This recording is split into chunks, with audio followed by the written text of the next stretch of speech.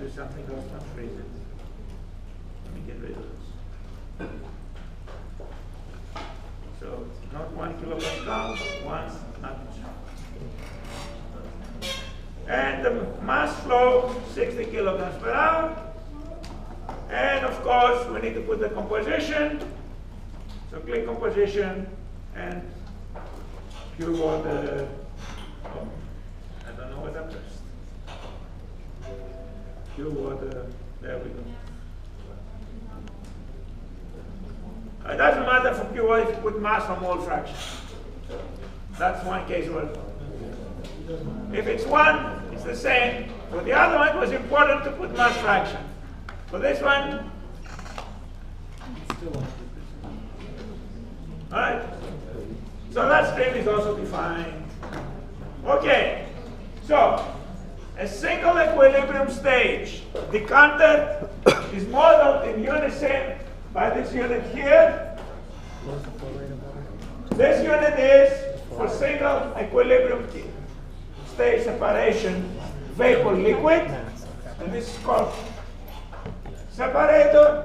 This is the 3-phase separator that allows 2 liquid phases and a vapor phase. So we're going to bring the decanter.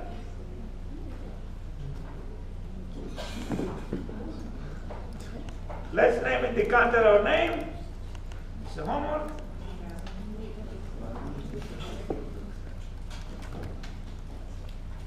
And now if it was a column, which one would we feed from the top, which one would we feed from the bottom? It's a liquid extraction column. Water at the top? Water on the top and the ether from the bottom. You basically the lighter one at the bottom and the heavier one at the top, right? So I'll put water first for that reason. It takes that into account? Ether second. So I'll move the water this way. And of course, exits would be, a vapor would be just a vent. There shouldn't be anything there. Light liquid, LL, heavy liquid, HL. And really, liquid extraction is not a process that involves a lot of heat generation or consumption. So you normally don't put temperature control. The temperature effect is trivial, so you can leave it as adiabatic. The temperature will not have changed significantly at all. Probably not at all. We can see on the worksheet, and you can see the temperature, vent has 0 flow, and notice what happens.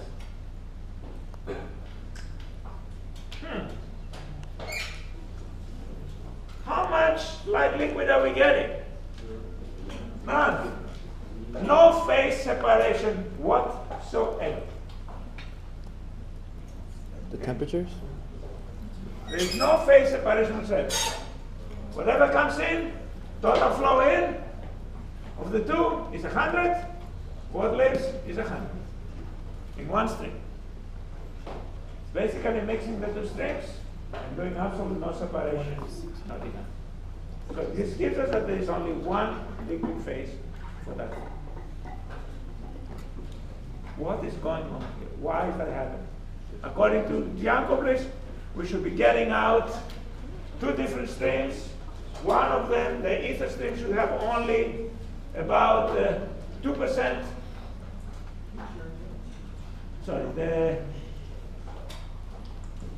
ether stream should have only 4% acetic acid by weight, while the raffinate should have 12% acetic acid by weight. I'm not saying anything like it. Well, to understand what is going on, we really need to see a diagram with tie lines, right? And for that, we're going to be using Aspen Plus. So, number 2 in your program, in your homework was using Unisim, now simulate the separation obtained using a single equilibrium phase utilize the three-phase separator, which is the decanter. And again, if you hover over it, what do you see it says? Three-phase separator, and this one it says separator. Yes, sir? So why wouldn't you use the liquid? That would, yeah, okay. All right, if we use a different package, we'll actually see separation, but let's understand exactly what's happening. You're running ahead of time. Yeah, if we go back to the beaker and select a different package, okay, how do you do that? You just go back to the beaker, you fluid package view, and if we go here and change the binary coefficients, even let's say unifac VLE, okay? Calculate all binaries. And if we go back, That's what I have. return to simulation, say no to holding. Let's see what we get. Well, okay, let's do that. We get some stuff. Now you see, there's flow on both of them, right? If we look mass flow, 32, 33 on one and 67 on the other. You put LLE or VLE? I put VLE. Okay, I see. Actually, Mine was. in this case, probably the VLE is the one that does the better job. Comes out closer to what the LLE will also do reasonably okay, but it turns out that the VLE is the one that matches better what Jacob is describing. But to really understand what's going on, we really need to look at the ternary diagram, and that's what we're going to be doing using Aspen. Is yours Yes. separated? All we did though is change. Mine's, is yours in VLE also? I've done the We both. changed all the parameters. Yeah, mine's not changing and I'm in VLE. Suppose they're changing. Then we go back to view. You're looking at the AI, that's why you're not seeing it. Look at the base, totally different. Because the AI, there are OAs, those are not changing. But the base, default, look, okay, what did we get now? 211, 576. What did we have before? 317. Yeah, how'd you change? Mine are not changing. This is what we had before, right? How'd you get them to change? Hit all binaries after you change it. Okay, look at what we had before. Before we had 317, now we have 211. 424, 576, 24, 2000. The parameters are very different. What does the button all binaries do? That it will change, that will calculate all binary interaction parameters. You can just decide to do only a pair, not to have all of them. In your case, for your project, just do all binaries. Use the default that you get by reset. If I press reset, I will get back what we started. Where's the reset? You have to go back to the base to see it. Okay? We go back to the original ones. So the default, what are those values? Why would it They are from experimental data. But probably vapor liquid experimental data. But so that's why you have from 4 to 7 sources of parameters for every binary pair, and you need to collect experimental data that will help you select what parameters you're going to choose. So anyway, let's go now and go to Aspen Plus. So I will start running. I know nobody has Aspen Plus. Just watch me. I hope by next Friday, most of you will have Aspen Plus, so please try to have it installed by next Friday. So Aspen Plus version 8.6 is what I have on this machine. Click on it. So the Aspen Plus interface has similarities with Unisim.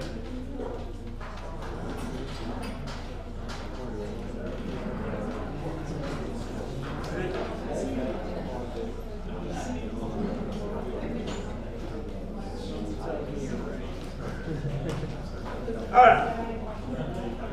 And we'll select new and blank simulation. Actually, there's a way to do it more efficiently, but let's do that.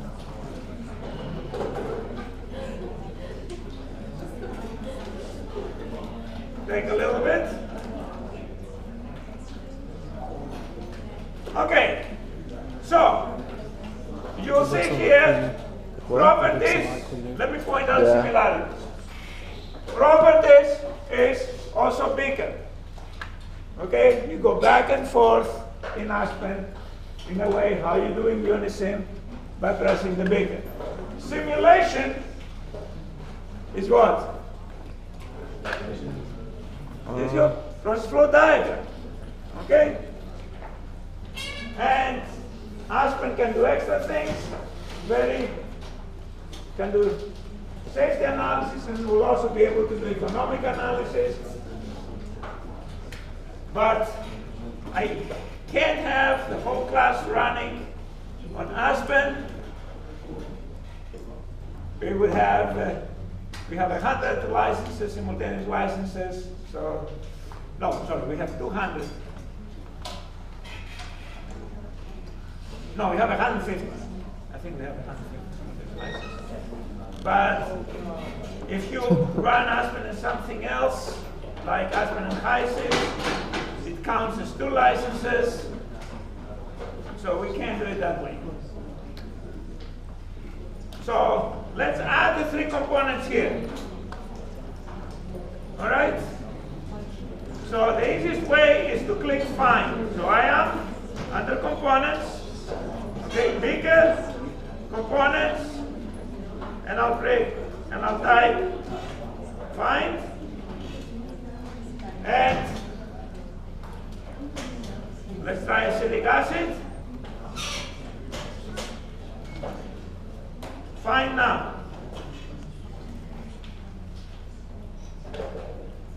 And it shows up. Highlight it. And add selected compounds. And you see here, acetic acid has been added. Conversion means it has everything is not something you defined. You have the formula. Then let's add disopropyl ether.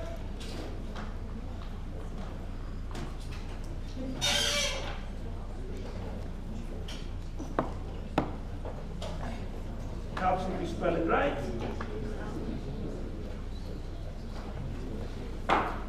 Okay, let's do just disopropyl. We have to go for it. Okay, so we need to scroll to find it.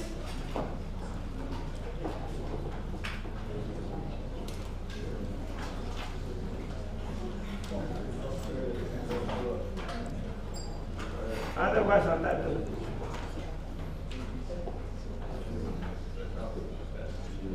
Okay, then fine. Wait, is disopropyl?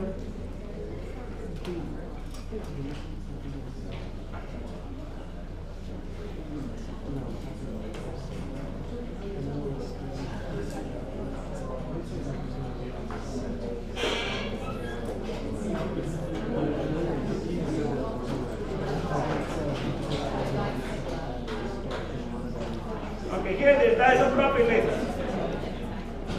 Okay, so if you type disopropyl, you'll find it. Add selected compounds,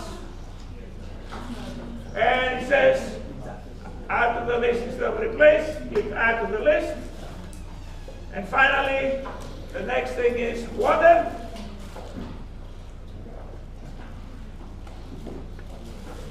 Find now. And find water, add select components, add, and now there's a close here. Is everybody with me? You should see those 3 components, all conventional.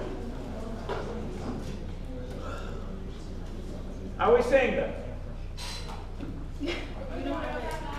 Nobody has access. Oh yeah, that's right.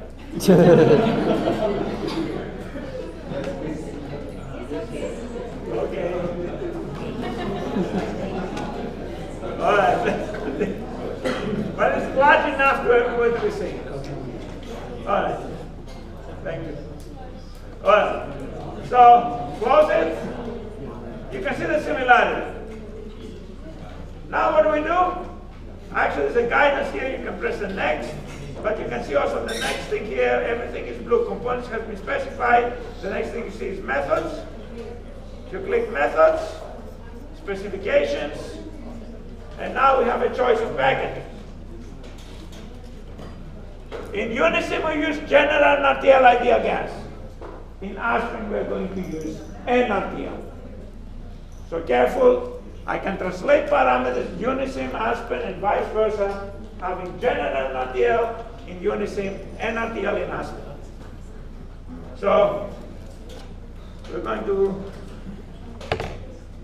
base method, NRTL, sorry, NRTL. Okay?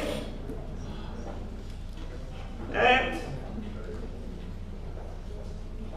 the next thing you see in red, parameters.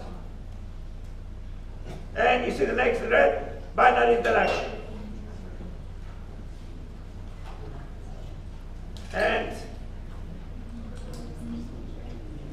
now you need to add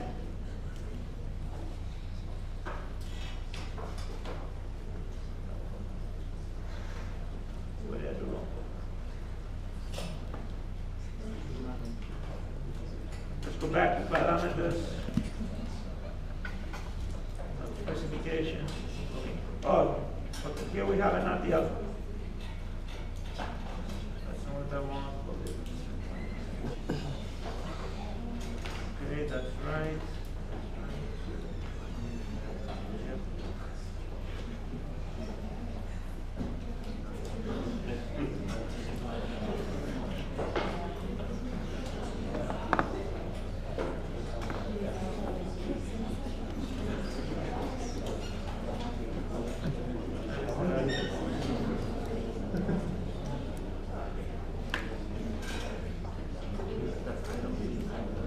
Oh yeah.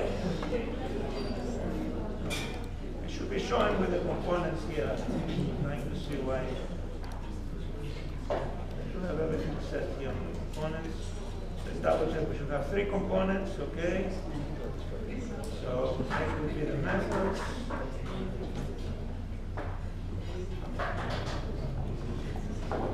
Okay.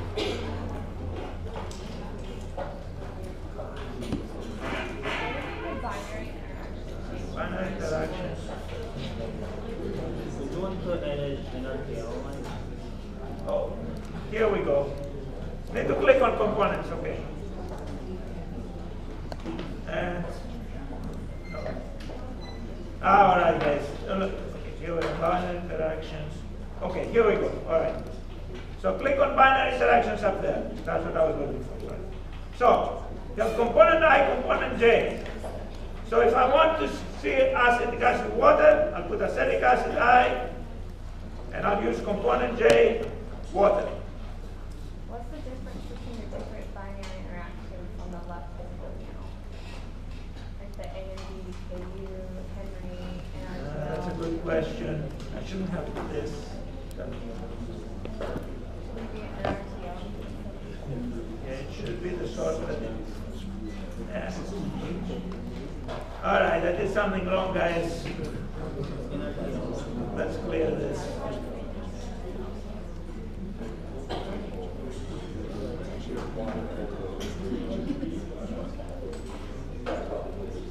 Binary interactions.